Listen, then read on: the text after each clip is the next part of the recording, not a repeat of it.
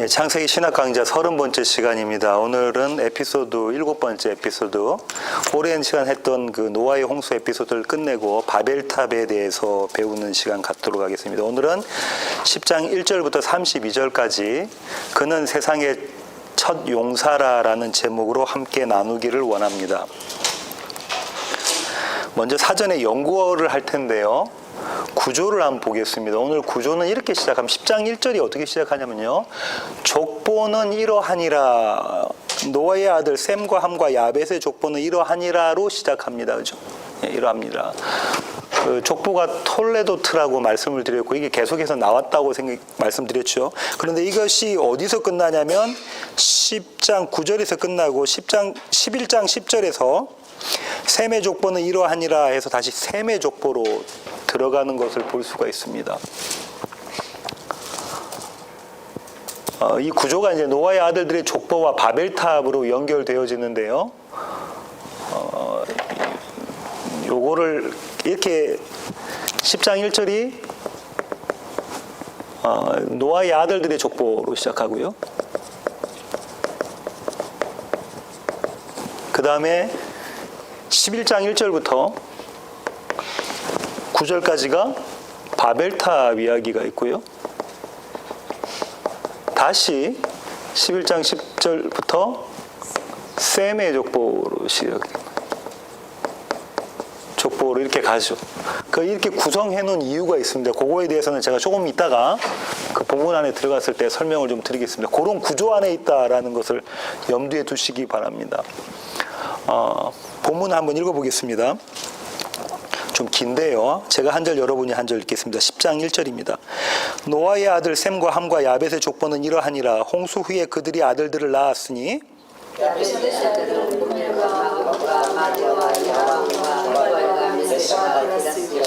고멜의 아들은 아스그나스와 리박과 도갈마요.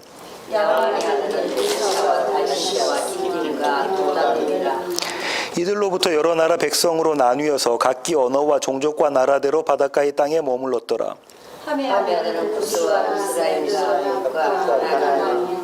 구스의 아들은 스바와 하빌라와 삽다와 라아마와 삽드가요. 라아마의 아들은 스바와 드단이며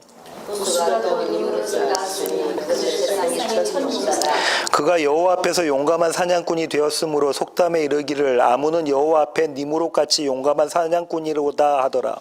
그의 나라는 시간 땅과 바벨과 아갓과 가나안에서 시작되었으며 그가 그 땅에서 아스루로 나아가 니느웨와 르호보딜과 갈라와 니느웨와 갈라 사이에 있는 큰 성읍이라.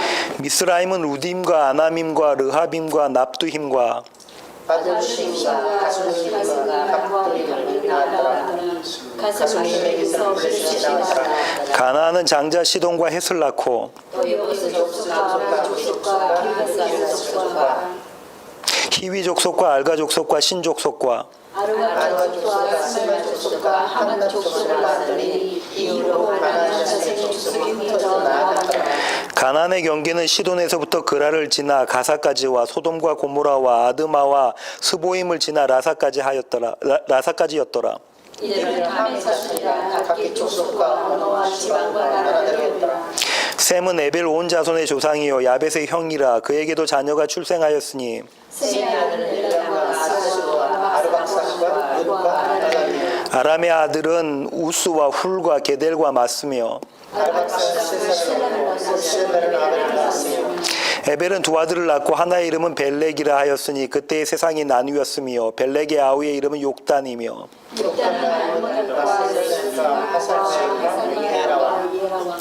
하도람과 우살과 디글라와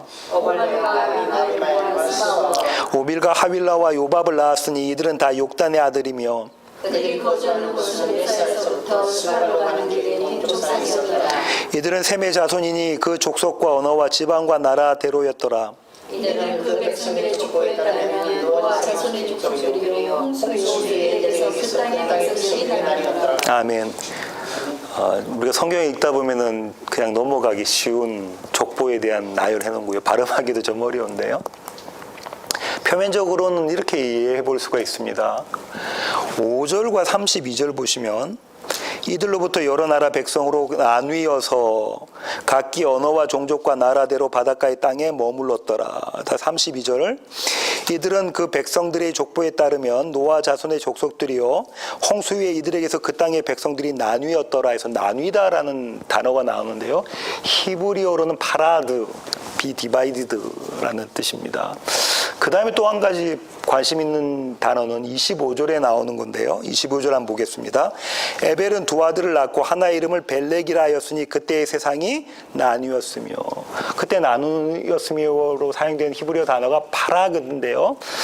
이거는 be divided, 어떤 뉘앙스가 있냐면 under the pressure, 그러니까 어떤 큰 힘에 의해서 나누어진 그림이 그려져 있습니다. 이런 것들을 보고 어떻게 생각을 하냐면 이렇게 생각해 볼 수가 있는데요. 지구는 원래 지구의 땅은 원래 하나의 판이었다라는 거죠.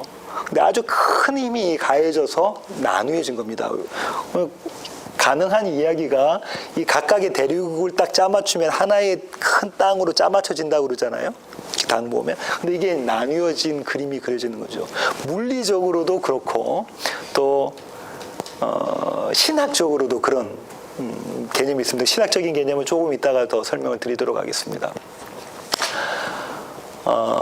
지금 이렇게 그린색으로 보이는 데가 햄이고요. 이 지도에 보시면. 그 다음에 노란색으로 보이는 데가 셈. 그 다음에 좀 붉은색으로 보이는 게 야벳이죠. 그렇게 땅이 좀 그림이 그려져 있는데요. 요렇게 보기도 하고요. 또 어떤 신학자들은 요렇게 보기도 합니다. 이제 햄은 아프리카, 이집트를 포함한 아프리카 지역이고, 셈은 이스라엘 이렇게 다 포함한 요 지역, 그 사우디아라비아하고 이 지역, 그다음에 야베스는 유럽 이렇게 이 지역 이렇게 보기도 합니다.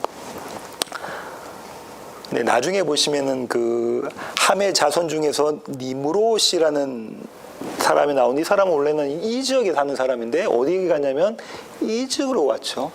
바벨론과 아수르의 조상이 되어집니다. 그 그림이 그려져 있습니다. 뭐 어떤 신학자들은 흑인, 그다음에 백인, 뭐 황인 이렇게 이야기하기도 합니다. 하여튼 지역적으로 보면 요 지역이 그림이 그려져 있습니다.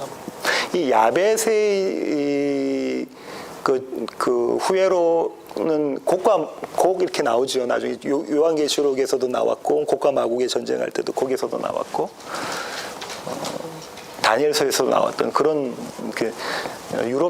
유럽 아시아인들에 대한 그림이 그려져 있는 부분이 그 야벳이 후손들이라고 이렇게 보시면 되겠습니다.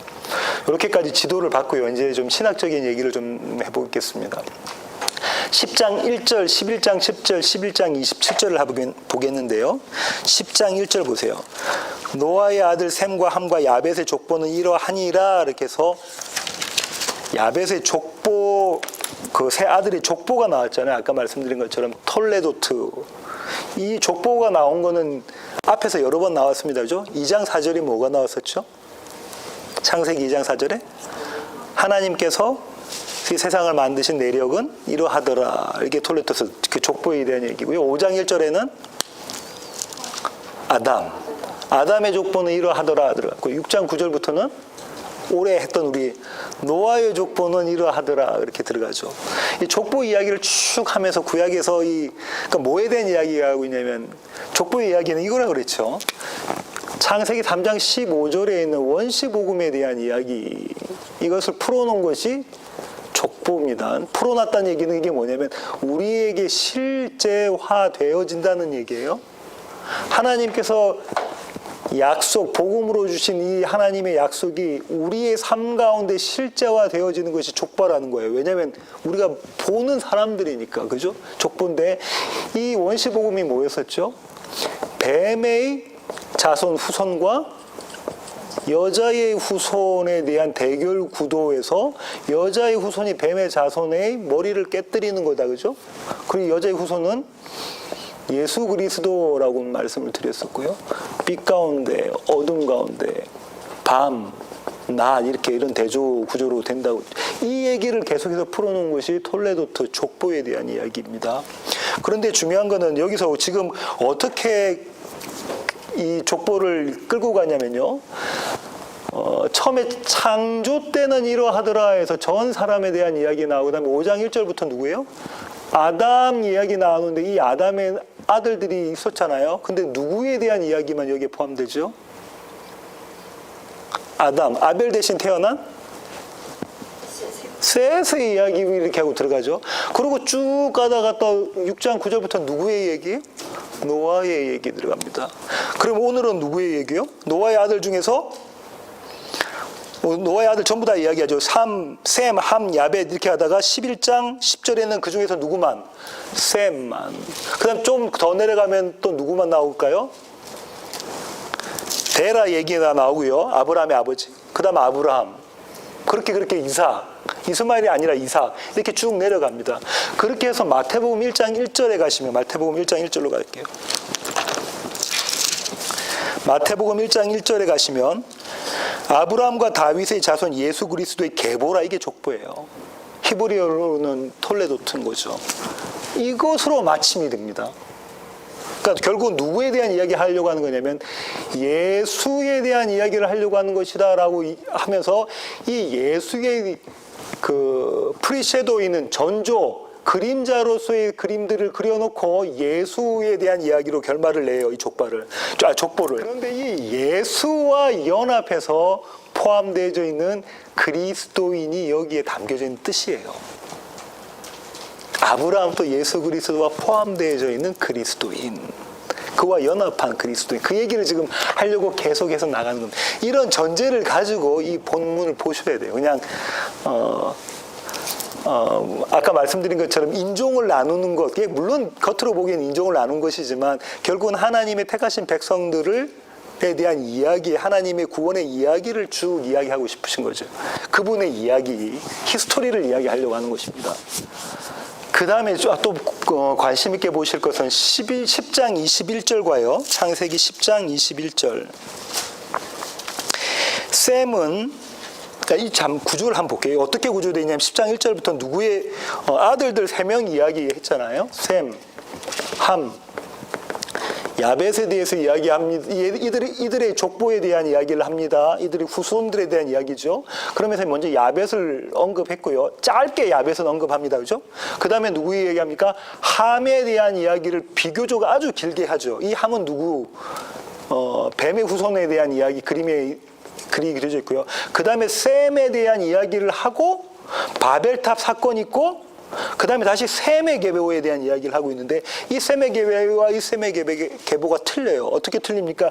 여기는 벨렉에 대한 이야기가 담겨져 있고요. 25절을 보세요. 10장 25절. 에벨은 두 아들을 낳고 하나의 이름은 벨렉이고 하나의 이름은 욕단이다. 이 앞에는 욕단에 대한 이야기를 하고 있단 말이에요. 근데 벨렉의 후손으로 누가 오냐면 아브라함이 오는 얘기가 그림이 그려져 있어요. 그러니까 자꾸 이렇게 넬로우 다운 시키는 그림이 그려져 있는 것이죠. 그죠? 그 가운데 바벨탑 사건에 대한 그림이 그려져 있는 것입니다. 이런 구조 안에 오늘 본문 여기까지 바벨탑 사건 전까지를 나누겠습니다. 다음 시간에 바벨탑 사건에 대한 이야기를 할게요. 하루 만에 다 끝내기가 어려워서요. 10장 1절부터 10장 32절 여기까지가 한 단락인데요. 셈과 함과 야벳의 족보가 11장 9절까지인데 그걸 두 개로 나누면 오늘 본문과 11장 1절부터 9절까지 본문은 나눌 수 있는데요. 그렇게 보는 이유가 이겁니다. 10장 1절을 보시면 이렇습니다. 노아의 아들 셈과 함과 야벳의 족보는 이러하니라 홍수 후에 그들이 아들들을 낳았으니. 그죠? 예. 그런데 32절을 이렇게 되죠. 이들은 그 백성들의 족보에 따르면 노아 자손의 족속들이 홍수에 이들에게서 그 땅의 백성들이 나뉘었더라.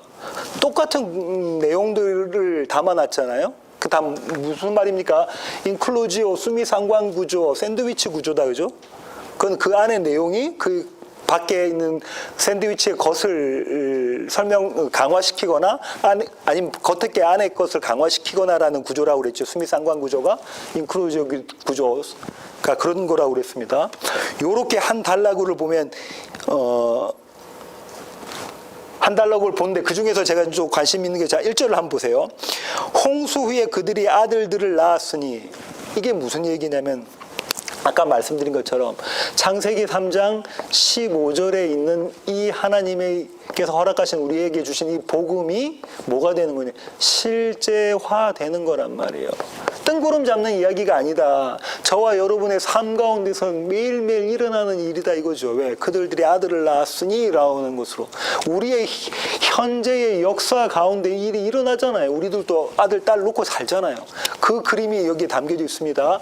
그러고 난 다음에 마지막 절인 32절 보면 그 땅의 백성들이 나뉘었더라 라가지고 무언가 하나님께서 일하시는 것이 있다. 그죠? 자, 보십시오. 이 하나님께서 우리에게 주신 그 여인 첫사람들에게 주신 원시복음은 사실상 그게 멀리 있는 그것이 아니라 우리 가운데, 우리 삶 가운데 역사하고 계시는 것이다라는 거예요. 실제화되었으며 그것이 하나님의 간섭 가운데 있는 것이다라는 그림이 그려져 있습니다. 그 얘기를 가운데서 족보로 계보로 지금 하고 있다고요. 하고 있습니다. 이해가 되십니까? 수미 쌍강구조라고 그랬어요.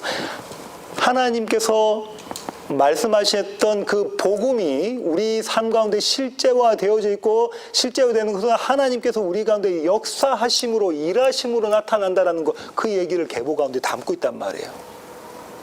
이해가 되십니까? 수미 쌍강구조를 염두에 두시고 이해를 하셔야 됩니다. 그 다음에 10장 5절, 10장 20절, 10장 31절인데요. 똑같은 구조가 되어져 있어요. 10장 2절부터 5절까지가 누구의 얘기냐면 야벳의 아들들에 대한 이야기잖아요. 근데 5절 보세요. 이들로부터 여러 나라 백성으로 나뉘어서 각기 언어와 종족과 나라대로 바닷가의 땅에 머물렀더라. 그죠? 그 다음에 6장 1절 함의 아들부터 쭉 내려가서 19절 20절 보세요. 이들은 함의 자손이라 각기 족속과 언어와 지방과 나라대로였더라. 됐죠? 그 다음에 21절에 셈은 에벨 온 자손의 조상이요 하면서 셈의 자손들의 이야기를 쭉 하면서 31절 보세요. 이들은 셈의 자손이니 그 족속과 언어와 지방과 나라대로였더라. 똑같은 단어들이 4개가 똑같이 사용되는 게 뭐냐면 언어, 종족, 지방, 저희 한글 개혁개정에는 지방이라고 표현했지만 영토, 영어는 테리토리인데 영토, 나라, 이게 계속해서 등장을 합니다. 그러면서 무언가 이야기하고 싶은 것이 있는 것이죠. 뭐 얘기하려고 하냐면 이 세상이 세계에 대한 이야기를 하려고 하는 건데요. 이 세상을 어떻게 이야기하고 있는가 한번 볼게요. 여기에 있는 나라의 숫자를 쫙 다 세면 70명입니다. 70나라예요. 셈과 함과 야벳의 후손들이 70나라, 70명. 창세기 46장 27절 볼까요? 70이라는 숫자가 또 의미가 있어요. 그래서 한번 찾아보는 겁니다. 창세기 46장 27절. 애굽에서 요셉이 낳은 아들은 2명이니 야곱의 집 사람으로 애굽에 이른 자가 모두 몇 명이더라? 70명. 어디로 들어가는 장면입니까? 애굽으로 들어가는 장면에 그림이 그려져 있다. 그죠? 그 다음 출애굽기 1장 5절. 야곱의 허리에서 나온 사람이 모두 몇 명이요? 70이요. 요셉은 애굽에 있었더라. 지금 무슨 이야기하고 있냐면 이 70명이라는 것이 의미하고 있는 게 있단 말이에요. 아까 여기 이 전체에서 나왔던 자손들의 숫자가 70이라고요. 자손들의 수가 70나라, 70민족, 70영토, 70언어, 뭐 이렇게 볼 수가 있는데요. 언어는 다 그렇진 않지만 그렇게 볼 수가 있는데요. 근데 이거 지금 뭐에 대한 이야기하고 있냐면, 출애굽 하기 전에 애굽으로 들어간 이스라엘 자손들, 야곱의 자손들. 야곱 하면 이스라엘 말하는 거잖아요. 그죠? 야곱의 자손들이 70명이다 이 얘기하고 있습니다. 뭔가 지금 성경의 기자가 이야기하고 싶은 것이 있겠다. 그죠? 이 70이라는 숫자가 또 등장하는데요. 한번 또 볼까요? 누가복음 10장 1절부터 16절로 가볼게요. 그 후에 주께서 따로 몇 명을 세우사 70인을 세우사 친히 가시려는 각 동네와 각 지역으로 둘씩 앞서 보내시며, 지금 뭐 하시는 거예요? 추수하라 보내시잖아요. 그죠? 추수할 건 너무 많은데 일꾼이 없다고 추수하라 보내신데 각 지역으로, 각 지방으로 보낸다라는 이야기가 나온다. 그죠? 무슨 하고 있냐면, 나중에 좀 한 번 더 설명을 드리겠지만, 창조와 역창조와 새 창조에 대한 그림이 그려져 있는 것입니다. 그죠? 역창조는 어떻게 하는 겁니까? 부수시는 것에 대한 그림입니다. 흩어버리시는 것, 나누시는 거다. 그죠? 새 창조는요. 모으시는 것, 세우시는 것, 이 그림이 그려지는데 이게 동시에 같이 일어나고, 창조는 이 얘기하고 있는 것을 프리섀도우로 선 그림으로 보여주는 겁니다. 무슨 말씀인가 아시겠죠? 자, 이 그림을 한번 볼까요? 창세기, 사도행전 2장 5절부터 11절까지입니다. 다는 안 보고 이거 한번 볼게요. 2장 5절 한번 볼게요. 4절부터 볼게요. 그들이 다 성령의 충만함을 받고 성령이 말하게 하심을 따라 다른 언어들로 말하기를 시작하니라. 그때의 경건한 유대인들이 천하 각국으로부터 와서 예루살렘에 머물러 있더니, 지금 이거 바벨탑 사건 이야기하는 거거든요. 바벨탑 사건이 역창조라면 다음 시간에 하겠지만, 지금 이 오순절 성령 강림 사건은 새 창조에 대한 그림을 그리고 있는 것이라고요. 언어를 나누시고 흩으시는 곳에서 이제 모으시는 그림이 그려져 있습니다. 그죠? 근데 이 뒤에 뭐라고 이야기하냐면 9절부터 볼게요. 우리는 바데인과 메데인과 엘람인과 또 메소보다미아, 유대와 갑바도기아, 본도와 아시아, 부르기와 밤빌리아, 애국과 및 구레네에 가까운 리비아 여러 지방에 사는 사람들과 로마로부터 온 나그네 곧 유대인과 유대교에 들어온 사람들과 그레데인과 아라비아인들과 우리가 다 우리의 각 언어로 하나님의 큰 일을 말함을 듣는도다 하고, 지금 뭐 하는 거예요? 아까 뭐 했죠? 흩어지는 그림이 그려져 있잖아요. 지금 바벨탑 사건을 10장 1절부터 시작해서 10장 마지막까지 10장 전체는 뭐에 대한 그림에 대한 그림이냐면 바벨탑 사건에 대한 그림이란 말이에요. 이 사건의 결과로 흩어짐에 대한 이야기를 하고 있는데, 이거 언어를 나누시면서요.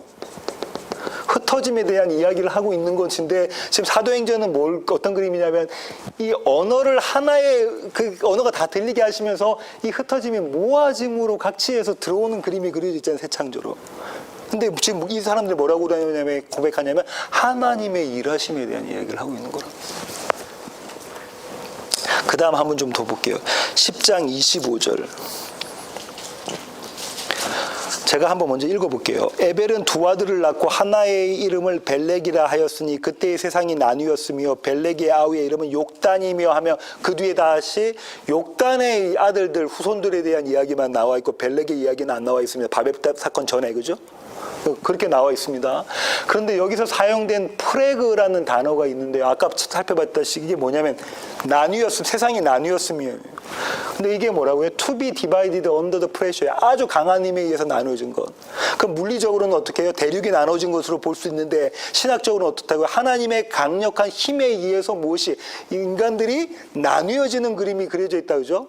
부서지는 그림이 그려져 있다. 그죠? 성전으로 비유하면 뭐 하는 거예요? 성전 파괴의 그림이 그려져 있는 겁니다. 그죠? 그런데 보세요. 히브리어로 이 두 아들 중에 한 아들이 누구냐면 벨렉인데요. 뭐 한글로는 벨렉도 있지만 사실상 팔렉이에요. 파레그의 뭐 어떤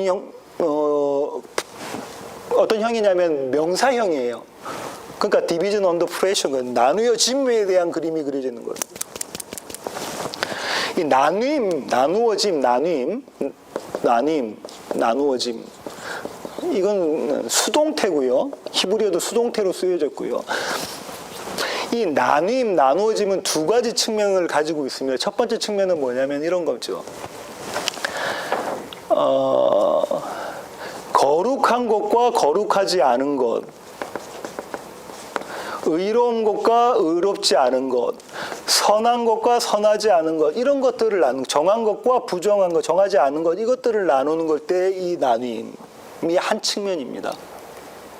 그러면 이거는 어디 있겠어요? 이거는 거룩하지 않은 것은 뱀의 후손들의 모습이겠죠. 거룩하지 않음, 불의함, 악, 부정함.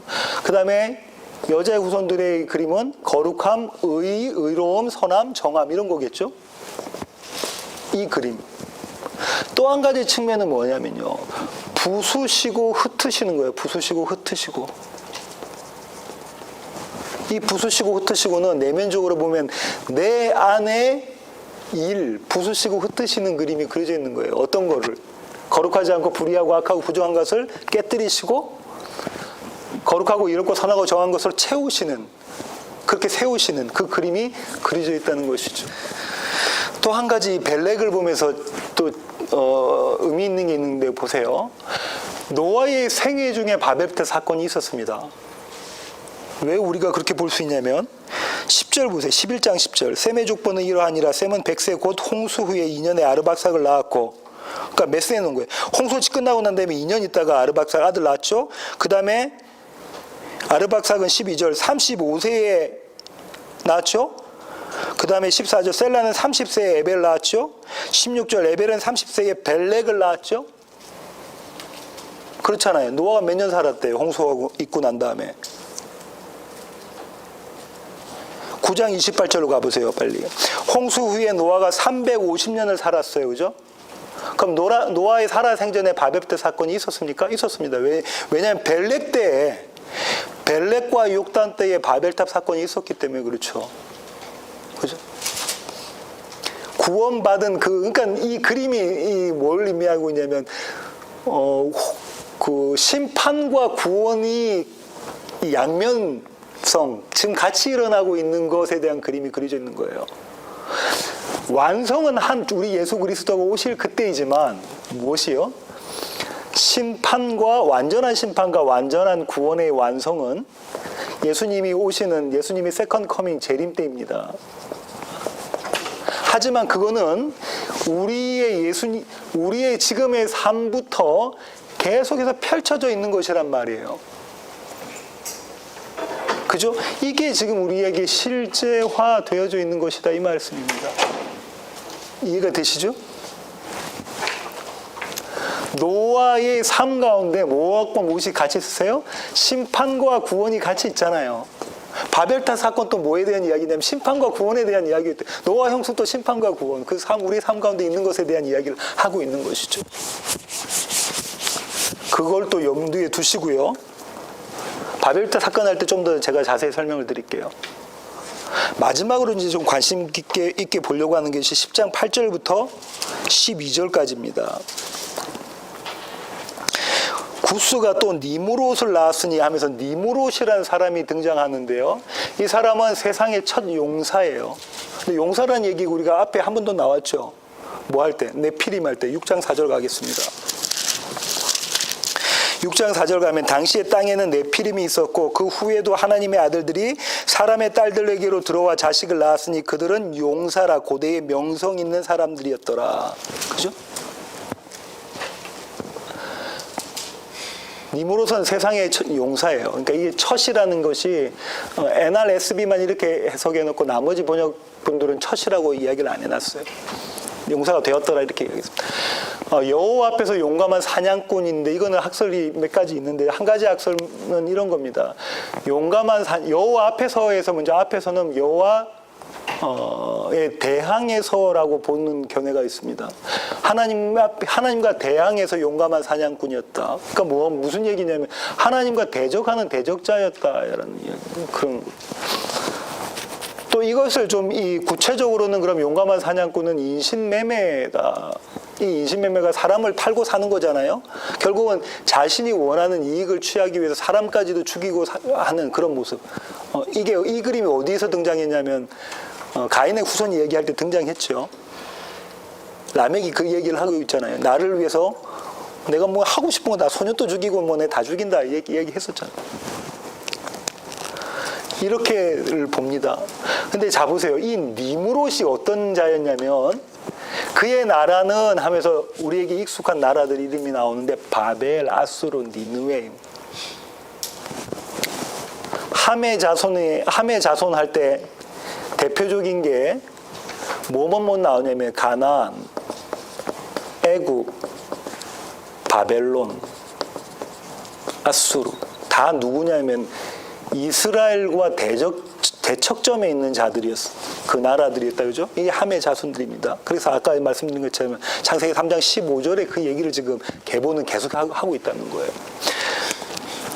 이 바벨과 아수르, 니느웨를 세운 자가 니무롯이에요. 그런데 보세요. 이 건설이라는 단어가 11장 4절, 5절, 8절에 계속 나와요. 자, 12절 먼저 볼게요. 10장 12절 오늘 본문에. 민 니느웨와 갈라 사이에 레센을 건설하였으니 세웠으니 이는 큰 성읍이라고 그랬잖아요. 근데 11장 4절 한번 볼게요.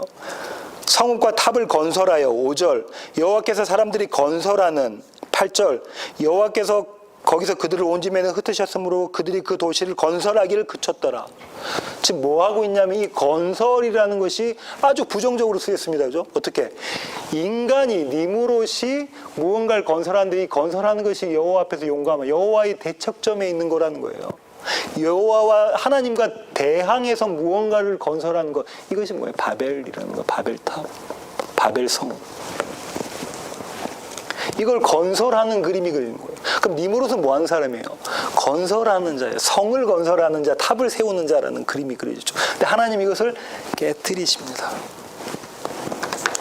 자, 이 니무롯이 건설한 성을 어떻게 지금 성경 기자가 이야기하고 있냐면 이는 큰 성읍이라. 왜냐하면 바벨론 아수르가 큰 성읍이잖아. 제국이었잖아. 큰 성읍이라 이렇게 이야기해요. 세상에서 보기에는 너무 매력적인 큰 성읍이라는 거예요. 세상에서 보기엔, 세상 사람들이 보기에는 저와 여러분의 눈에 보기에는 너무 큰 성, 매력적인 성. 아담과 하와가 보기에는 어떤 거? 탐스럽고 너무 가지고 싶은 그게 이 성이라는 거예요. 이후에 하겠지만 하나님은 아브라함 보고 거기서 나와라 이렇게. 그죠? 애굽에서 나와라 이렇게 출애굽합니다. 그 얘기를 하시죠. 시간이 많이 갔네요. 시간이 좀 부족해서 빨리 좀 왔는데 오늘 결론 내겠습니다. 니무롯은 그는 세상의 첫 용사라 이렇게 이야기를 하잖아요. 그는 세상의 첫 용사라.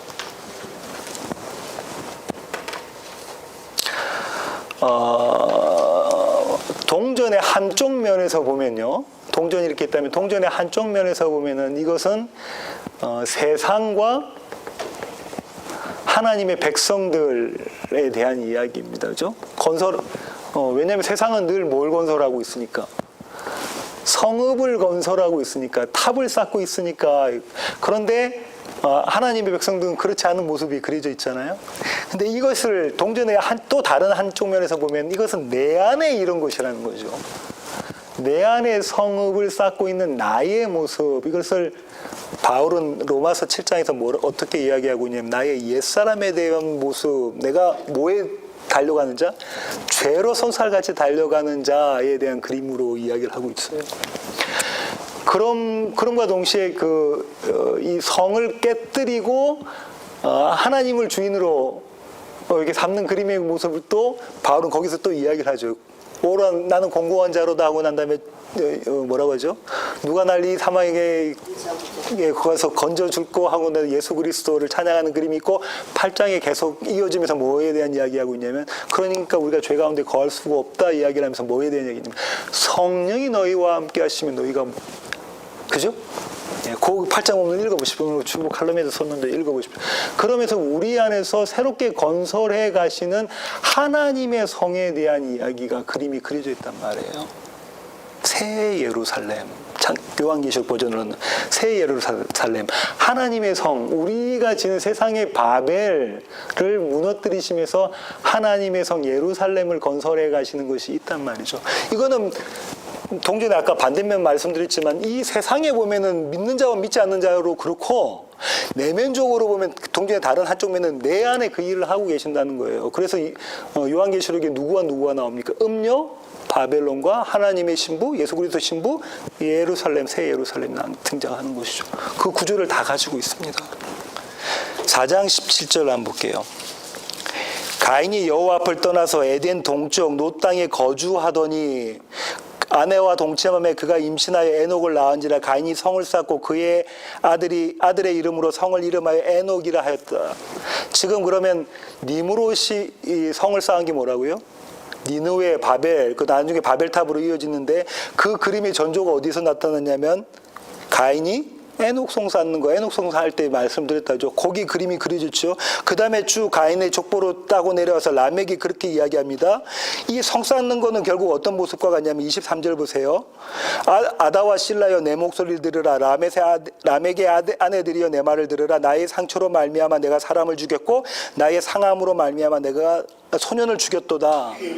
하면서 뭔 이야기하고 있냐면 내가 정복하는 것에 대한 그림, 내가 왕 돼서 내가 하고 싶은, 내가 하나님이 돼서 내가 하고 싶은 그림이 그려져 있는 것, 이것이 니무롯의 그림이고요. 6장 4절로 가보세요. 아까도 읽었지만 당시의 땅에는 네피림이 있었고 그 후에도 하나님의 아들들이 사람의 딸들에게로 들어와 자식을 낳았으니 그들은 용사라 고대의 명성이 있는 사람들이었더라. 그 다음에 5절 어떻게 표현하고 있습니까? 여호와께서 사람의 죄악이 세상에 가득함과 그의 마음으로 생각하는 모든 계획이 항상 악할 뿐임을 보시고 로 이야기가 되어지죠. 그 다음에 11장 4절, 다음 시간에 할 11장 4절. 또 말하되 자 성읍과 탑을 건설하여 그 탑 꼭대기를 하늘에 닿게 하여 우리의 이름을 내고 온 지면에 흩어짐을 면하자 하였더니, 이렇게 니무롯의 모습이 성경에서 계속해서 등장을 하고 있습니다. 근데 이게 누구의 모습이라고 바울이 고백합니까? 나의 모습이다라는 걸. 그거를 깨달아야 된다는 거죠. 나의 모습이다. 그것이 내가 죄인 맞습니다라고 고백하는 것이죠. 내가 만약에 죄가 없다고 하면 하나님께서는 네가 그렇게 이야기하면 하나님을 너는 거짓말쟁이로 만드는 거야 하고 사도 요한이 이야기를 하고 있잖아요. 이 그림은 아까 말씀드린 것처럼 역창조와 새창조입니다. 창조는 이렇게 그림이 그려져 있는 거죠. 창조는 우리가 쌓는 바벨성을 무너뜨리는 거예요. 바벨성, 바벨탑, 예루살렘, 성전, 이것을 무너뜨리는 거라고요. 보기에 너무 아름답게 보이는 것. 예수님의 제자들이 예수님 보고 그러죠. 예수님 저 성이 너무 아름답습니다. 뭘 보고? 성전을 보고. 주님 뭐라 하시죠? 저거 무너뜨려야 되는 거냐. 그렇게 말씀하시잖아요. 너무 아름답습니다. 그런데 이거를 반드시 무너뜨리시는 게 뭐냐면 역창조예요. 무너뜨린다는 걸 다른 표현으로는 좀 오늘 본문의 표현은 뭐 하는 거예요? 흩으신다라는 거예요. 뭘 언어를 나누시면서 흩으신다라는 그림이 있잖아요. 근데 이와 동시에 똑같이 일어나는 것이 하나님의 성을 세우시는 그림이 있어요. 이게 새 예루살렘이잖아요. 주님께서 뭐라고 말씀하시냐면 성전을 내가 3일 만에 짓겠다, 이거 무너뜨리고 3일 만에 짓겠다. 누구 얘기하시는 겁니까? 예수 그리스도 이야기하고 예수 그리스도와 연합한 그분의 교회 신부에 대한 이야기를 하고 있는 것이라 그죠? 이거 얘기하고 이게 뭐예요? 새 창조, 하나님께서 가르친 거. 이 그림이 여기서는 바벨탑으로 해서 언어를 가지고 흩으시는 그림인데, 아까 사도행전에서 봤지만 이 그림은 어떻게 하나의 언어로, 사실 하나의 언어가 아니죠.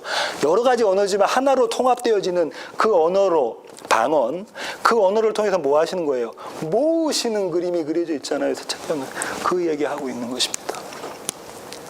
우리의 삶 가운데 이 일이 일어나면 계속해서 우리의 삶 가운데 우리가 쌓는 성이 깨어지는 것, 그 다음에 우리에게 삶 가운데 우리의 성을 하나님께서 원하시는 우리 하나님의 성을 세우시는 것, 그것이 늘 반복적으로 일어납니다. 그걸 깨달아야 돼요. 말씀으로 그것을 인식해야 됩니다.